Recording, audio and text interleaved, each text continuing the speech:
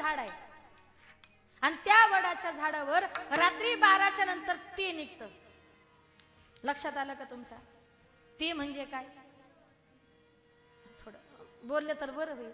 महिला मंडळ, रात्री 12च्या नंतर झाडावर काय निघतं? म्हणजे आपल्या भाषेत भूत. तुमच्याकडे निघतं का? नाही ना. त्याला थोडं शांत करा मावशी. रात्री 12च्या नंतर म्हणे झाडावर ते निघतं. त्या मुलाच्या डोक्यामध्ये तेवढाच विचार बसला. दिवसा रात्री कधीही तो त्या झाडाजवळ गेला की त्याच्या लक्षामध्ये यायचं का या झाडावर रात्री 12च्या नंतर ते निघतं म्हणजे भूत निघतं. एक दिवस योगायोग असा त्याला यायला उशीर झाला. रात्रीचे 11:30 पावणे 12 वाजले होते आणि त्याच्या लक्षामध्ये आलं काही करून गावात जायचे. जायलाही एकच रस्ता होता. आज 100% म्हटलं त्या झाडाखालून मला जायचंय. पावणे 12 वाजले होते आणि बरोबर म्हटलं 12 वाजता त्या भूताची माझी भेट होणार. तो मुलगा इतका घाबरला का ते भूत पक्क त्याच्या असं मनामध्ये बसलं का आज 100% भूताची माझी भेट होणार. तो मुलगा घाबरला होता. जसं जसं झाड जवळ येत होतं तशी तशी मनामध्ये भीती वाढत चालली होती आणि तो मुलगा त्या झाडाच्या जवळ गेला. बरोबर 12 वाजले आणि झाडाच्या फांद्या जोर जोरात हलायला लागल्या. पण गंमत अशी त्या झाडावर त्या दिवशी नेमकं एक माकड आलं होतं. माणूस यायची चाहू लागली म्हणून त्याने या फांदीवरून त्या फांदीवर जे उड्या मारायला सुरुवात केली. पण याच्या लक्षामध्ये काय आलं त्या झाडावर काय आहे? भूत आहे म्हटला. इतका घाबरला. मग घाबरल्यानंतर माणूस धावा कुणाचा करतो? आई बापाचा का देवाचा? देवाचा. त्यानं कधी काळी माझं कीर्तन ऐकलं होतं. ज्ञानोबाराय सुद्धा म्हणतात एखाद्या ठिकाणी तुम्हाला भूत आहे असं जर वाटलं त्याला घाबरून जायचं नाही. त्याच्याकरता मंत्र सांगितलाय. हरी उच्चारणी मंत्र हा हरी उच्चारणी मंत्र हा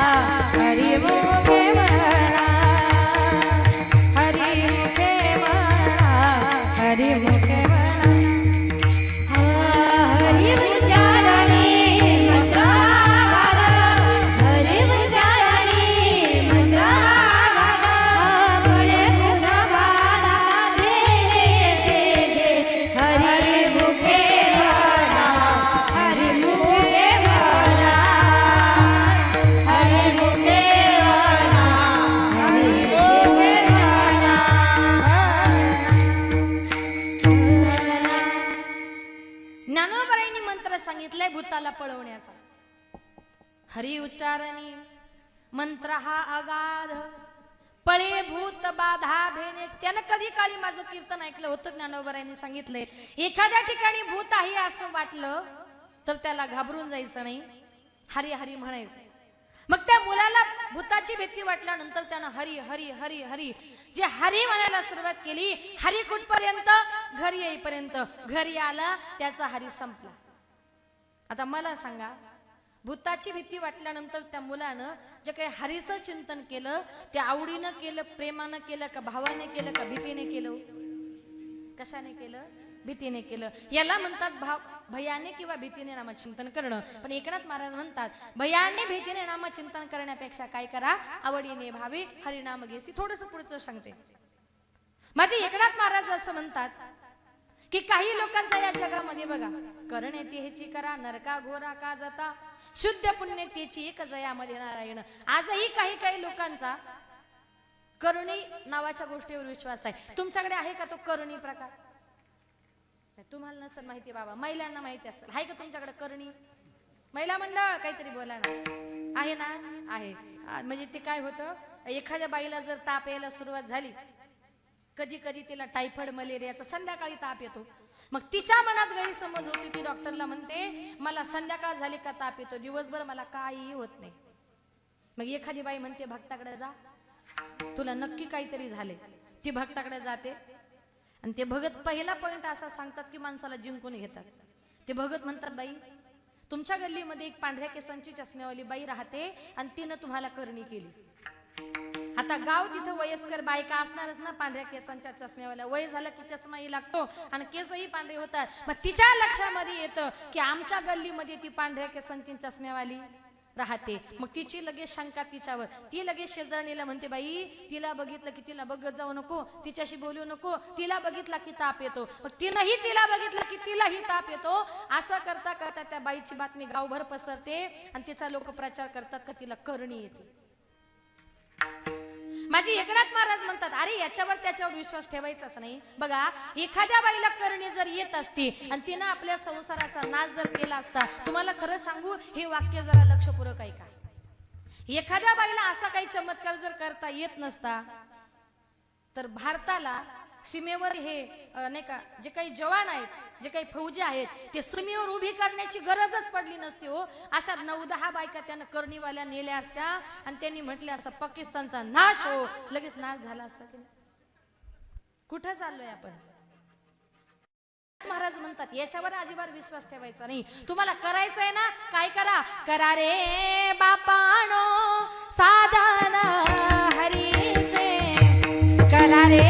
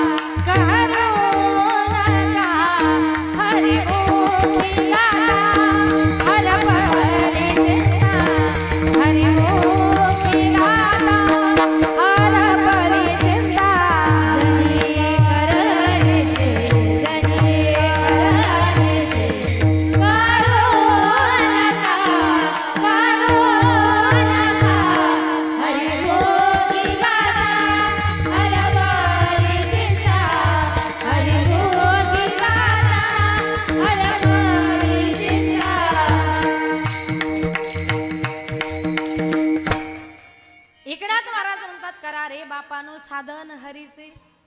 करायचे काय करा, झनी करणीचे करू नका.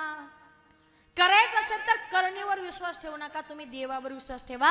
साधन करायचे हरीचं करा. बरं का, एखाद्या माणसाला मला भूताने पछाडलं, मला भूताने झपाटलं असं तुम्हाला वाटलंच, तर एकनाथ महाराज म्हणतात हरिमुखी गाता हरपली चिंता. आणि माझे ज्ञानोबाराय सुद्धा म्हणतात, एखाद्या माणसाला भूत आहे असं वाटलं नाही का, मला भूताने काहीतरी केलंय असं जर वाटलं, तर ज्याला भूत बाधा झाली त्याला खाली बसवून त्याला सांग, बाबा इकडे तिकडे जाण्यापेक्षा इथे बस आणि हरी हरी म्हण. तुम्ही हरीचा चिंतन केलं ना, भूत चालत नाही. पळे भूत बाधा भेने तेथे, भूत पळत सुटतात. ही ताकद आहे हरिनामाची. म्हणून एकनाथ महाराज म्हणतात की जीवनामध्ये कितीही जरी दुःख आलं ना, तरी कुठल्याही गोष्टीचा खेद दुःख मनामध्ये बाळगायचं नाही. अभंगाचे दुसऱ्याचे नको खेद कारू कोणत्या गोष्टीचा, नको खेद कारू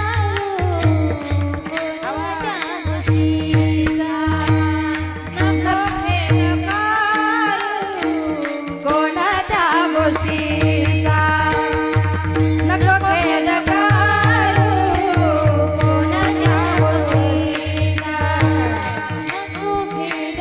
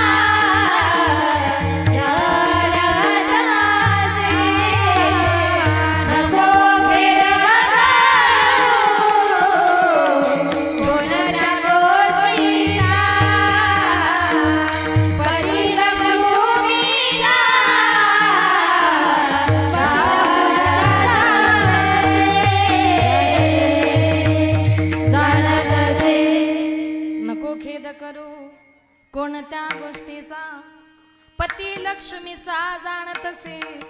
एकनाथ महाराज म्हणतात कुठल्याही गोष्टीचा खेद दुःख मनामध्ये बाळगायचं नाही. लक्ष्मीचा पती भगवान परमात्मा तुमचं माझं प्रत्येकाचं दुःख मानून घ्यायला तयार आहे. पण आताच्या काळामध्ये लोकांची गंमत अशी झाली, खरं सांगू, लोकांना आज देव नको, फक्त देवाची बायको पाहिजे. लक्षात आलं का तुमच्या? देव नको, देवाची बायको पाहिजे. देवाची बायको म्हणजे लक्ष्मी. लक्ष्मी म्हणजे आपल्या भाषेत पैसा. लोक उठलं सुटलं का तिच्याच पाठीमागे पळतात. अरे त्याची बायको आहे ती, आपल्याला मिळेल का? आणि तुम्हाला जर तिला प्राप्त करून घ्यायचं असेल तर काय करावं लागेल? तुम्हाला त्याकरता गोड गोड असं देवाचं नामचिंतन करावे लागेल, त्याच्याशी जवळीक साधावी लागेल. ती त्याची बायको आहे, तो ठरवतोय माझ्या बायकोला कुणाच्या घरी पाठवायचंय, तो आज्ञा देतोय जा माझ्या त्या भक्ताकडे जा आणि त्याला भरभरून देऊन ये. पती लक्ष्मीचा जाणत असे. आपण अजिबात कशाची चिंता करायची नाही, आपण फक्त त्याचं चिंतन करायचंय. चिंतने चिंतने तद्रूपता. त्याचं चिंतन करून तुम्हाला मला प्रत्येकाला त्याच्या नामचिंतनामध्ये मग्न होऊन जायचंय. आजही लोक देवाच्या चिंतनात मग्न न होता लोक वेगळ्याच धुंदीमध्ये असतात. कोण व्यसन करण्यामध्ये लोक आपलं आयुष्य खर्च करतायत. पण तुम्ही आयुष्यभर जर व्यसनच करत राहिला तर शेवटी तुमच्या हातामध्ये जीवनामध्ये पश्चातापाशिवाय दुसरं काहीच उरत नाही. तुम्हाला खरं सांगू, एका गावात एक मनुष्य रोज रात्रंदिवस दारू प्यायचा, बायको मुलांकडे लक्ष नाही. शेवटी त्याची बायको त्याच्या आई बापाकडे गेली, सांगितलं की आई बाबा काय बघून दिला जावई, माझ्याकडे लक्ष देत नाही, मुला बाळाकडे लक्ष देत नाही, बाबा संसार प्रपंच करायचा तरी कसा? बाबांनी सांगितलं बाई लग्न झाले तुझं, मुलं बाळीत झालेत तुला, आणि जसं असेल तसं आता तुला स्वीकारावं लागेल. हवं तर मी तुला उदरनिर्वाह करता. तुमच्याकडे बकरी म्हणतात का शेळी म्हणतात? दोन्ही म्हणतात ना? बर. मग त्यानं आपल्या मुली करता ती शेळी दिली आणि ती घरी घेऊन आली. नवऱ्यानं बघितली, बायकोला म्हणतो, खाणारा पिणारा होता, बायकोला म्हणतो काय ग एवढी मोठी शेळी आणली, देते का पार्टीला? ती म्हटली हा माझ्या बापाच्या घरून आणली, तुम्हाला पार्टीला नाही. बघा आपली बायको नवऱ्याचं काही असलं ना पटकन काढून देते, पण बापाच्या घरचं देत नाही, रुबाब दाखवते, म्हणजे माझ्या बापाच्या घरून आणले, तुम्हाला भेटणार नाही. आता तिला माहितीये माझा नवरा खातो पितो म्हणजे एक दिवस माझी शेळी चोरीला जाणार. मग ती काय करायची? शेळी बांधताना शेळी अशी बांधायची का ज्या रूम मध्ये झोपायची त्या रूमच्या खिडकीतून रात्रभर शेळी तिला दिसली पाहिजे. रात्रभर अधून मधून ती फक्त शेळीलाच बघायची, कारण तिला माहितीये माझा नवरा खातो म्हणजे चोरीला जाणार. त्यानं ठरवलं, प्रेमानं मागितली बायको, शेळी देत नाही. म्हटलं अमावस्येची रात्र शोधून म्हटला बायकोला अंधारात ठेवायचं, अंधाराचा फायदा घेऊन म्हटला शेळी नेऊन तिची पार्टीच करायची. म्हटलं अमावस्येच्या दिवशी सगळे मित्र जमा केले आणि अमावस्येच्या रात्री तो गोठ्यामध्ये गेला, त्यानं ती शेळी नेली, तिची पार्टी बिर्टी केली. सकाळी उठला, स्नान संध्या केली, शुद्धीवर आला, गोठ्यामध्ये फेरफटका मारायला गेला. बघतो तर काय त्या गोठ्यामध्ये शेळी तशीच. बायकोला म्हटले काय ग गोठ्यामध्ये शेळी तशीच कशी काय? बायको म्हटली अहो त्या शेळीचं मरू द्या, पण रात्री 2 वाजता तुम्ही गोठ्यातून आपलं काळं कुत्र कुठं घेऊन गेले होते आणि कुत्र्याचीच पार्टी केली. मग नंतर पश्चातापाशिवाय जीवनामध्ये काही राहिलं का? आयुष्यभर ते मनाला खात राहिलं का मी कुत्रच खाल्लं काय? आयुष्यभर तुम्ही जर व्यसन केले नाही का, वाईट ठिकाणी जर वाईट वागलात, वाईट मार्गाला जर गेलात तर संत महात्मे म्हणतात शेवट सुद्धा चांगला होत नाही. तुम्हाला तुमचा शेवट चांगला व्हावा असेल तर चांगलं जीवन जगा. संत महात्मे म्हणतात ज्या कलियुगामध्ये आपण जन्माला आलोय ना, हे कलियुग फार भयंकर आहे. आणि हे कलियुग पूर्वी कसं होतं आणि याच्यानंतर ते किती वाईट येणार आहे. माझ्या एकनाथ महाराजांनी गोड वर्णन केले. शकून सांगावयावा आले माई वाजना, शकून सांगावयावा आले माई वाजना, शकून सांगावयावा आले माई वाजना, शकून सांगावयावा आले माई वाजना. निर्गुण निराकार दादा माऊर माझे गाव, शकून सांगावयावा आले माई वाजना, शकून सांगावयावा आले माई वाजना. निर्गुण निराकार दादा माऊर माझे गाव.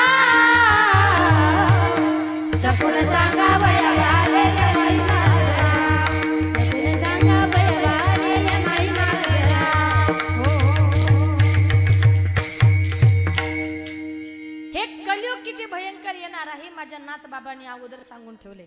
आता ऐका, कलियुगाचे दादा ऐकावी थोरी, कलियुगाचे दादा ऐकावी थोरी,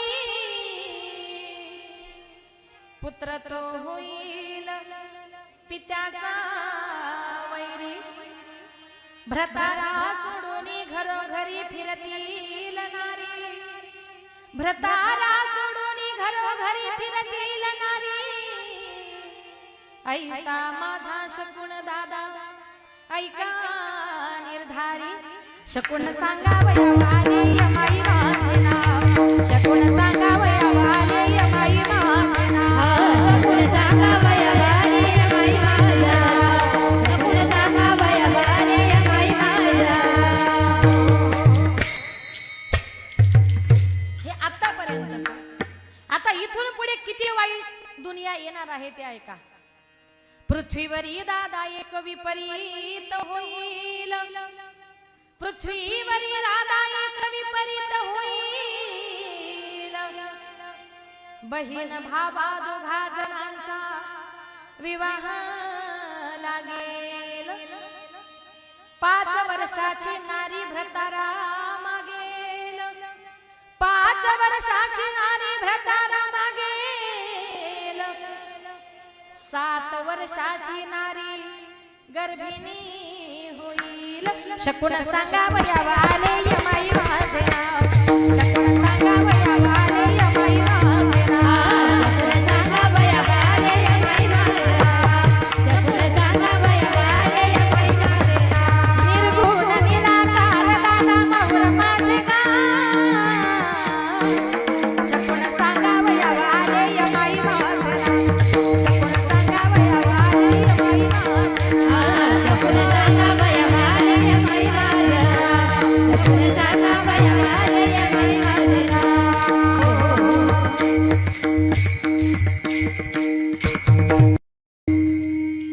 एकनाथ महाराजांनी सांगितलं किती वाईट कलियुग येणार आहे. पुत्र तो होईल पित्याचा वैरी. आणि आता जवळजवळ 80% मुलं बापाचे वैरी झालेत की नाही. घराच्या बाहेर काढून दिले, लाथा काय मारतात, घरात घेत नाही. पुत्र तो होईल पित्याचा वैरी. हे नाथ बाबांचं वाक्य खरं ठरलंय. इथून पुढे काय होणार आहे. पृथ्वीवरी दादा एक विपरीत होईल, बहीण भावा दोघा जणांचा विवाह लागेल. आतापर्यंत अनेक मॅटर आपण बघितले. चुलत बहीण भावांचे सुद्धा लग्न झालेत. इथून पुढच्या कलियुगामध्ये सख्खे बहीण भाऊ लग्न करतील. मुलगी 5 वर्षाची झाली का ती सांगेल बाबा माझं लग्न करून द्या. आणि 7 वर्षाची मुलगी गरोदर राहील. 5 वर्षाची नारी भ्रतारा मागेल, 7 वर्षाची नारी गर्भिणी. म्हणजे आता हे कलियुग चाललंय आपल्या काळामध्ये फार बरे. पण देवाला सांगा हे सगळं वाईट दिसायच्या अगोदर तोपर्यंत आम्हाला ठेवू नको. का? कारण फार वाईट कलियुग येणार आहे. म्हणून संत महात्मे विनंती करतात या कलियुगामध्ये आपल्याला आपला उद्धार जर करायचा असेल तर कलियुगा माझी करावे कीर्तन, तेने नारायण रील भेटी. संत महात्म्यांनी त्या देवाच्या नावाचा झेंडा उभारिले, ध्वजा तिन्ही लोकावारी. ऐसे चराचरी किरते जाते, ऐसे चराचरी किरते जाते, ऐसे चराचरी किरते जाते. उभारिले ध्वजा तिन्ही लोकावारी, ऐसे चराचरी किरते जाते, ऐसे चराचरी किरते जाते, ऐसे चराचरी किरते जाते. ते हे मूर्तिनाथ ज्ञानेश्वर स्वामी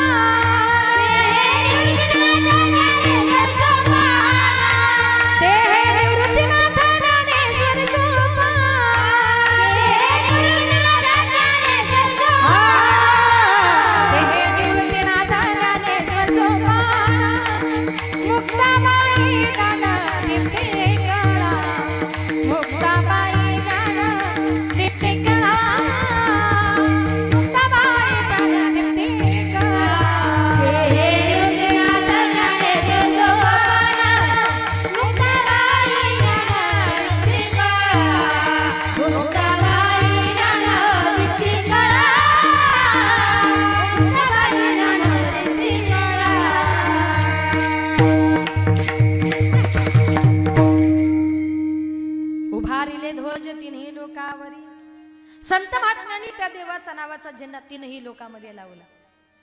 म्हणून एकनाथ महाराज म्हणतात, तुझी चिंता त्यासी सर्व आहे. आपली चिंता करणारा वरती बसले, आपण फक्त त्याचं चिंतन करायचंय, चिंता करायची नाही.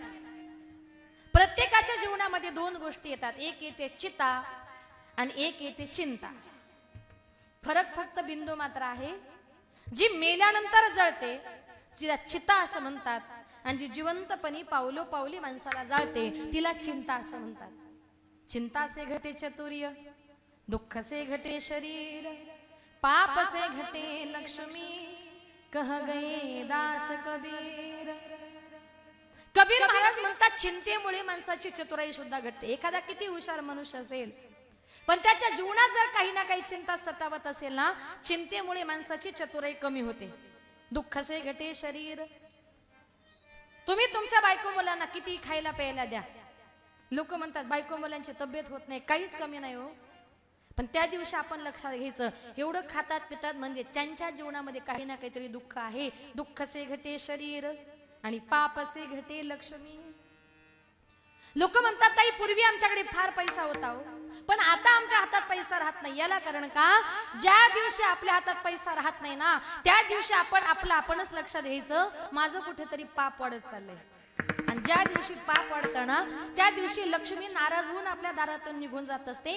पाप से घटे लक्ष्मी, हे मी सांगत नाही, कह गए दास कबीर. हे संतांची वाणी आहे. संतांची वाणी जीवनामध्ये कधी खोटी ठरत नाही. म्हणून संत महात्मे म्हणतात की भगवान परमात्म्याने आपल्याला हा जो काही देह दिलाय, या देहाने आपल्याला त्याचं भजन पूजन चिंतन करायचंय. विनाकारण वायफळ बडबड करायचे नाही. काही काही लोक विनाकारण वायफळ बडबड करतात. वायफळ बडबड केल्यामुळे काय होतं, माऊली म्हणते, साचा आणि मवाळ मी तुले आणि रसाळ, शब्द जैसे कल्लोळ अमृताचे. प्रत्येक माणसाचं बोलणं गोड असावं, प्रेमाचं असावं, अमृतासारखं गोड असावं. वायफळ बडबड केल्यामुळे काय होते, एक सुंदर उदाहरण सांगते, जरा लक्षपूर्वक ऐका. एका गावात एक सासरा, एक जावई आणि एक मुलगी, तिघ जण रस्त्याने चालले होते. संबंध लक्षात आला का तुमच्या? सासरा, जावई आणि मुलगी, तिघे जण रस्त्याने चालले होते. पूर्वीच्या काळी गाड्या नव्हत्या. शेतकऱ्याच्या बांधावरून रस्ता काढत काढत लोक प्रवास करायचे. रस्त्यानं गप्पा मारत मारत चाललेले असताना वेळ होता म्हणून एक टाइमपास म्हणून तो सासरा जावयाला म्हटला, जावई बापू, या शेतकऱ्याची ज्वारी एवढी चांगली आली, शेती एवढी चांगली आली, तुम्हाला काय वाटतं याच्या शेतामध्ये किती पोते ज्वारी होईल? तो सासरा म्हटला, जावई बापू, या शेतामध्ये ना कमीत कमी 30 पोते ज्वारी होईल. जावई म्हटलं, काय बोलता सासरे बुवा, एवढंच शेत, त्याच्यामध्ये 20 पोते ज्वारी होईल. आता जावई म्हणतो 20 पोते आणि सासरा म्हणतो 30 पोते. आता तुम्ही जावयाकडचे आणि तुम्ही सासऱ्याच्याकडचे, तुम्ही सासरे आहातच. जावई म्हणतो 20 पोते, सासरा म्हणतो 30 पोते. जावई म्हणतो, सासरे बुवा 20 पोत्याला एकही पोत वर होणार नाही. आणि सासरा म्हणतो, जावई बापू 30 पोत्याला एकही पोत कमी होणार नाही. जावई म्हटला, सासरे बुवा मी ग्रॅज्युएट आहे. आता मला सांगा, शेतीचा अनुभव ग्रॅज्युएटला जास्त की शेतकऱ्याला जास्त? पण ती ग्रॅज्युएट ऐकायलाच तयार नाही. तो म्हटला, सासरी बुवा शेवटचा सांगतो, काही जरी झालं ना, या शेतामध्ये 20 पोती ज्वारी होईल. सासरा म्हटला, जावई बापू काही जरी झालं ना, या शेतामध्ये 30 पोती ज्वारी होईल. त्या जावयाला असा राग आला, कारण जावई जरा चिडके असतात ना. राग आला, सासरा ऐकत नाही, म्हणून त्यानं रागाच्या भरात एकदा सासरा उचलला आणि जमिनीवर आपटला, अगदी असाच, आणि त्याच्या छातीवर बसला आणि त्याला सांगितलं, सासरी बुवा मी तुमच्या छातीवर बसलोय, आता तरी सांगा या शेतामध्ये 20 पोती ज्वारी होईल. सासरा म्हटला, जावई बापू तुम्ही माझ्या छातीवर बसलेत, माझा जीव गेला तरी चालेल, पण या शेतामध्ये ना 30 पोती ज्वारी होईल. आता छातीवर बसून सासरा ऐकत नाही. शेवटी जावयाला असा राग आला, रागाच्या भरामध्ये तो आपल्या सासऱ्याला असा उचलायचा आपटायचा, उचलायचा आपटायचा, अक्षरशः उचलून आपटून पाठीला सगळे खडे रुतले. सगळ्या पाठीतून रक्त निघायला लागलं, पाठ लाल झाली. मुलगी गंमत बघते, इकडे नवरा इकडे बाप, दोघांचं कडाक्याचं भांडण जमलंय, कुणाच्या बाजूने बोलावं? बापाची वाईट अवस्था झाली, ती मुलगी रडायला लागली, बापाच्या जवळ गेली आणि म्हटली, बाबा अहो तुमच्या जावयानं तुमची पाठ आपटून आपटून घासून घासून सगळी पाठ लाल केली, अहो जाऊ द्या की बाबा, म्हणा की शेतामध्ये 20 पोते ज्वारी होईल. त्या मुलीचं नाव होतं वसू. बाप म्हटला, अगं वसू, माझी पाठ किती बी घासू पण 10 पोतीची कळ कशी काय सोसू. शेत कोणाचं, भांडण कोणाची काही गरज आहे का? म्हणजे विनाकारण कोणाच्या तरी शेतावरून भांडत बसले आणि विनाकारण दोघांनी मार खाल्ला, दोघांनाही त्रास झाला. याला कारण का? याला म्हणतात वायफळ बडबड. विनाकारण वायफळ बडबड करायचीच नाही. तुम्हाला बोलायचंय ना, बोले तैसा बोले, जेने बोले विठ्ठल डोले, जेने बोले विठ्ठल डोले, जेने बोले विठ्ठल डोले, बोले तैसा बोले,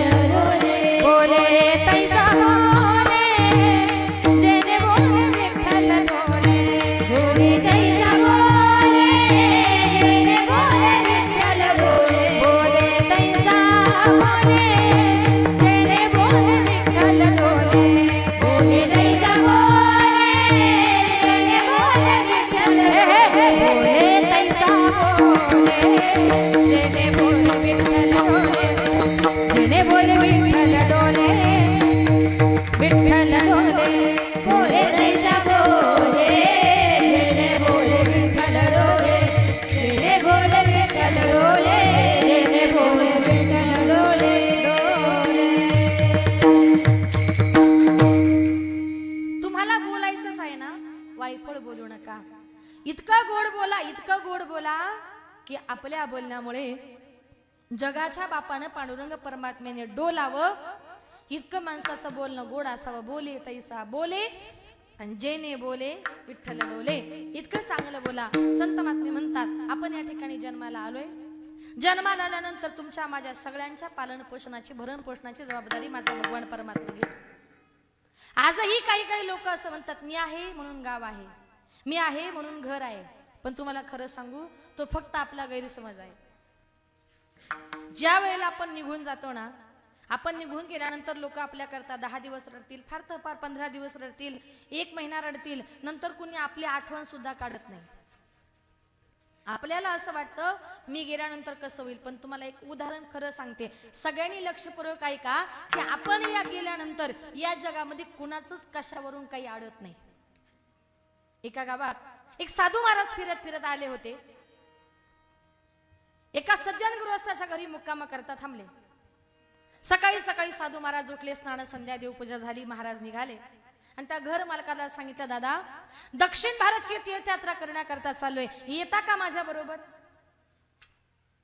घर मालक जरा धार्मिक होता, त्याने सांगितलं, महाराज यायला काय हरकत नाही, मी तुमच्या बरोबर आलो असतो, पण पदरामध्ये माझ्या बायको मुलं आहेत. मी जर तुमच्या बरोबर दक्षिण भारतला आलो तर माझ्या बायको मुलांचं कसं होणार? मग त्यावेळी महाराजांनी सांगितलं, तेवढीच चिंता आहे? म्हटले हो. महाराज म्हटले, तू जर माझ्या बरोबर दक्षिण भारतची तीर्थयात्रा करण्याकरता जर येत असेल तर मी दर महिन्याला तुझ्या बायकोच्या अकाउंटवर 5,000 रुपये पाठवतो. 6 महिने प्रत्येक महिन्याला 5,000 रुपये देणार. मग चिंता? त्याने विचार केला, 6 महिन्याचा प्रश्न आहे, दक्षिण भारतची यात्रा ही होईल आणि महाराज जर 5,000 रुपये बायकोला देत असेल तर बायको मुलांचा उदरनिर्वाह होईल, जायला काय हरकत आहे? घरच्या बायको मुलांचा निरोप घेतला. बायकोला सांगितलं, तुला दर महिन्याला 5,000 रुपये मिळतील, मी जातो 6 महिन्यामध्ये दक्षिण भारतची यात्रा करून येतो. बायको मुलाचा निरोप घेतला आणि तो गृहस्थ दक्षिण भारतची तीर्थयात्रा करण्याकरता निघाला. 1 महिना झाला, 2 महिने झाले. प्रत्येक महिन्यामध्ये साधू महाराज याच्या बायकोच्या अकाउंटवर 5,000 रुपये पाठवायचे आणि ते आपला उदरनिर्वाह करायचे. 2-3 महिने चांगलं रुटीन चाललं होतं. पण हा जेवायला बसला की म्हणायचा, महाराज माझी बायको जेवली असेल, माझे मुलं जेवले असतील, आता ते काय करत असतील, आता त्यांना बरं वाटत असेल का, त्यांचं काही दुखत नसेल ना. महाराजांनी विचार केला की अरे हा चाललाय दक्षिण भारतच्या यात्रेला, याच्या बायकोला मी 5,000 रुपये महिन्याला देतोय आणि तरी हा सारखा घरच्या बायको मुलाची चिंता करतोय. पण याची बायको मुलं याची किती चिंता करतात हे महाराजांना त्याला दाखवून द्यायचं होतं. महाराजांनी त्याच्या नकळत एक पत्र लिहिलं. त्या पत्रामध्ये खोटं पत्र लिहिलं. त्याच्यात असं लिहिलं, कळवण्यात अत्यंत वाईट वाटते की जे तुमचे पती माझ्या बरोबर दक्षिण भारतची तीर्थयात्रा करण्याकरता आले होते. 1-2 महिने आमचा प्रवास आनंदाचा सुखाचा झाला, पण 3ऱ्या महिन्यामध्ये रस्त्याने चालत असताना एका भरधाव ट्रॅकखाली तुमचे पती सापडल्यामुळे तुमच्या पतीचा मृत्यू झाला. माझा जोडीदार गेला, त्याच्या आत्म्याला भगवंत चिर शांती देऊ, कळावे तुमचा साधू. सही केली, पत्र घरी आलं. बायकोला वाटलं मनी ऑर्डर आली की काय. तिनं ते पत्र घेतलं, वाचलं. पतीच्या निधनाची बातमी कानावर आली आणि त्या बाईनं जोर जोरात रडायला सुरुवात केली. ती बाई रडत होती. सगळा गाव गोळा झाला. बघता बघता नातेवाईक मंडळी गोळा झाली. सगळी ग्रामस्थ मंडळी आली, पाहुणे मंडळी आली. सगळे आजूबाजूला असे बसलेले होते आणि त्या बाईने रडायला सुरुवात केली. माझे पती गेले, आता माझं कसं होणार, माझ्या मुला बाळांचं कसं होणार, माझा संसार प्रपंच चालणार तरी कसा. कुणी एक साधू महाराज दर महिन्याला 5,000 रुपये द्यायचे, त्या महाराजांचाही पत्ता नाही, आता माझं कसं होणार. ती बाई रडत होती. गावचे सरपंच चांगले होते. ते पुढे आले, सांगितलं ताई तुम्ही रडू नका, तुम्ही आमच्या गावच्या माऊली आहात, आम्ही तुम्हाला असं उपाशी मरू देणार नाही. हवं तर मी तुम्हाला दर महिन्याला 5,000 रुपये देतो, पण ताई तुम्ही जरा शांत व्हा. ती बाई थोडी शांत झाली. गावचे पाटील पुढे आले, सांगितलं ताई रडू नका, हवं तर मी तुम्हाला दर महिन्याला किराणा भरून देतो, तुम्ही रडू नका. बाई अजून शांत झाली. गावातली अजून 10-15 प्रतिष्ठित मंडळी पुढे आली, सांगितलं ताई रडू नका, आपलं गाव खूप मोठं आहे, दर महिन्याला गावातल्या प्रत्येक घरातून आम्ही तुम्हाला 50-50 रुपये काढून देऊ, पण तुम्ही रडू नका. कोण म्हणते साड्या देऊ, कोण म्हणते कपडे देऊ, कोण म्हणतं शिक्षणाचा खर्च देऊ, कोण म्हणतं पैसे देऊ. नवरा गेल्यानंतर 1-2 महिन्यामध्ये त्या बाईचं एवढं भारी रुटीन बसलं, भारी बर का. दर महिन्याला सरपंचाचे 5,000, पाटलाचा किराणा, प्रत्येक घरातून 50-50 रुपये, कुणाचे साड्या, कुणाचे कपडे, कुणाचे पैसे. त्या बाईच्या जवळ 2 महिन्यामध्ये 10 ते 15 लाख रुपये जमा झाले. कारण येणं होतं जाणं काहीच नव्हतं. तिने विचार केला एवढ्या पैशाचा करायचं काय. म्हटले छोट्या घरामध्ये राहण्यापेक्षा 15 लाखाचा छान बंगलाच बांधूया. तिने सुंदर असा बंगला बांधला. स्वतःला चांगले कपडे, मुलांना चांगले कपडे, काजू काय, बदाम काय, पिस्ता काय, सफरचंद काय. परिणाम काय झाला, 2 महिन्यामध्ये त्यांच्या तब्येती चांगल्या झाल्या. आणि तो तिकडे चिंता करत होता माझे बायको मुलं काय खात असतील. 6 महिने झाली त्याची दक्षिण भारतची तीर्थयात्रा पूर्ण झाली. तो रिटर्न आला. परत आल्यानंतर महाराजांनी सांगितलं की बाबा आजची रात्र फक्त जवळके गावामध्ये मुक्काम करायचा आहे आणि उद्या सकाळीच तुझ्या बहादराबाद गावात जायचंय. त्याने सांगितलं नाही नाही महाराज मी थांबू शकत नाही. मला असं वाटलं कधी एकदाचा जातो आणि कधी माझ्या बायकोला माझ्या मुलांना डोळे भरून बघतो. महाराज मी थांबू शकत नाही बाबा, असं रात्री अपरात्री एखाद्या गावात जाणं बरं नाही, आजची रात्र थांब. ठीक आहे म्हटले महाराज. महाराजांना झोपू दिलं. त्याला बायको मुलांना बघितल्याशिवाय चैनच पडत नव्हती. अर्ध्या रात्री उठला, आपल्या गावात आला, आपलं घर शोधू लागला. तिथे घर नव्हतं, तिथे 2 मजली बंगला उभा झाला होता. थोडा हळू त्याच्या मनामध्ये विचार आला, मी गेल्यानंतर माझ्या बायको मुलांना कोणीतरी हकलून दिलं, माझी जागा घेतली, इथे बंगला बांधला, पण एवढ्या रात्री माझ्या बायको मुलांचा पत्ता या बंगल्यातलेच माणसं सांगतील. म्हणून त्याने एका बंगल्याच्या खिडकीतून डोकावून बघितलं. एका सुंदर अशा मोठ्या बेडवर एक जाडी जाडी बाई आणि 2 जाडी जाडी पोरं झोपलेले होते. तो म्हटला हे आपले नाही, कारण आपल्यांच्या तब्येती म्हटला बारीक होत्या, पण त्याला काही माहिती ते खाऊन खाऊन फुगले होते. ते आपले असून त्याने ओळखले नाही, पण माझ्या बायको मुलांचा पत्ता या बंगल्यातलेच माणसं सांगतील. म्हणून त्यानं बंगल्याची बेल वाजवली. बेल वाजवल्याबरोबर त्या बंगल्यातली बाई बाहेर आली. तिनं दार उघडलं. दार उघडलं, समोर बघितला आपला पती. जो नवरा गेल्याची, थोडा हळू बाबा, जो नवरा गेल्याची बातमी कानावर आल्यानंतर तो नवरा जर समोर दिसला तर बाईला किती आनंद व्हायला पाहिजे. तिनं दार उघडलं, समोर आपला नवरा बघितला, नवऱ्याला बघितलं आणि हळूच म्हणते का हो तुम्ही. तो म्हटला का ग तू, गळ्यातलं मंगळसूत्र, कपाळाला बुक्का, हे काय करून घेतलंस. ती म्हटली अहो 2 महिन्यापूर्वी तुम्ही गेल्याची बातमी कानावर आली म्हणून सगळ्याचा त्याग केला. त्यानं सांगितलं अगं तुला कोणी सांगितलं मी मेलोय, मी अख्खा जिवंत आहे तुझ्या समोर. ती म्हटली जरा हळू, मोठ्यानं बोलू नका. तो म्हटला माझ्या बायको मुलांसमोर मी का हळू बोलायचं. ती म्हटली अहो तुम्ही जर मोठ्यानं बोललात आणि उद्या तुम्ही जर गावामध्ये आले, ही बातमी जर गावकऱ्यांना जर माहिती पडली तर उद्यापासून सगळं बंद होणार. तो म्हटला म्हणजे? ती म्हटली उद्यापासून तुम्ही जर तुम्ही गेले म्हणून चांगले दिवस आमच्यावर आले, आणि तुम्ही जर आले ही बातमी जर गावात उद्या माहिती पडली तर उद्यापासून सरपंचाचे 5,000, पाटलाचा किराणा, गावातल्या प्रत्येक घरातून 50-50 रुपये, कुणाचे साड्या, कुणाचे कपडे, कुणाचे पैसे, सगळं काही बंद होणार आणि परत पहिल्यासारखी भीक मागायची पाळी येणार. मग तो म्हटला तूच सांगा आता मी काय करू? ती म्हटली हात जोडून पाय पडून तुम्हाला एकच विनंती आहे, तुम्ही आता एकच करा, आता दक्षिण भारतची तीर्थयात्रा करून आलात ना, आता जरा पुढे उत्तर भारत करायला जा. हा चिंता कुणाची करतोय? घरच्या माणसांची. पण एकनाथ महाराज म्हणतात आपण कितीही जरी कुणाची चिंता केली ना, तुमचा माझा सगळ्यांचा सांभाळ तो करणार आहे. अभंगाचे 3रे चरण.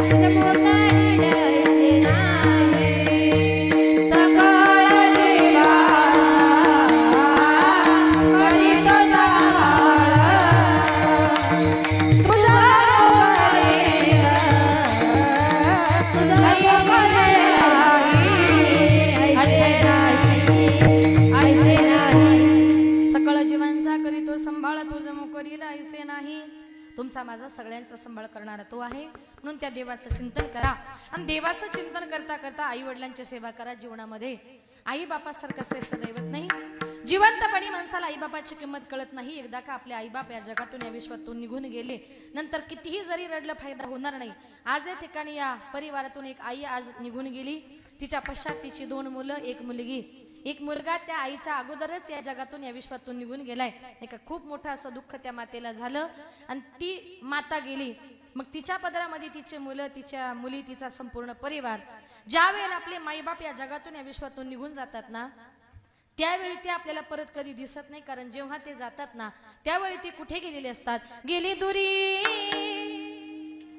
दिगंतरा, पुन्हा येणे नाही घरी. विजला हो नंदा दीप, कशी जाऊ मी मंदिरी.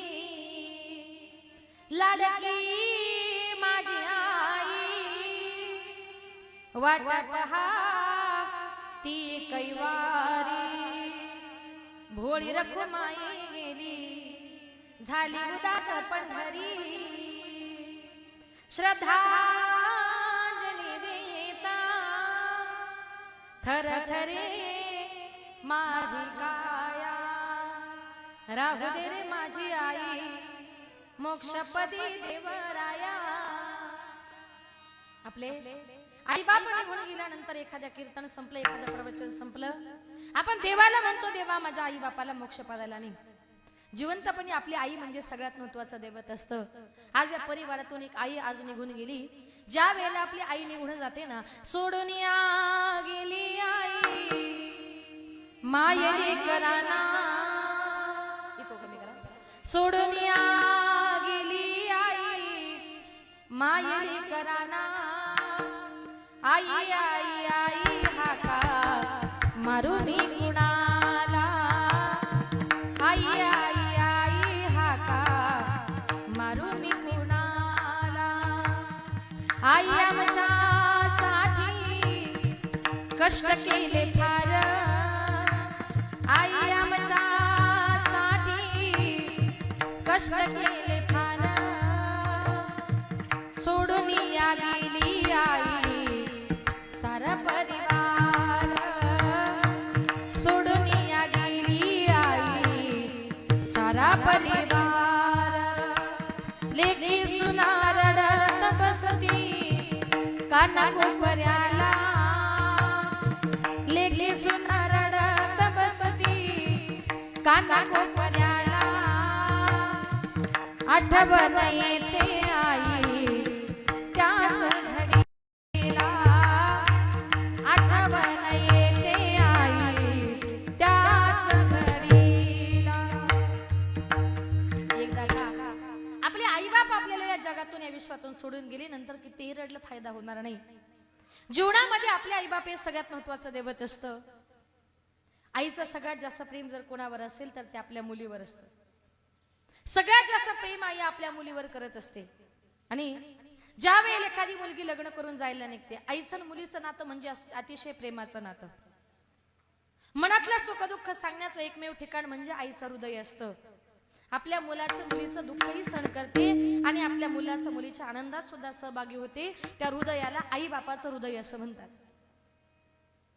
मग एखाद्या आई आणि मुलगी अतिशय प्रेमाचं नातं, अतिशय जवळचं नातं.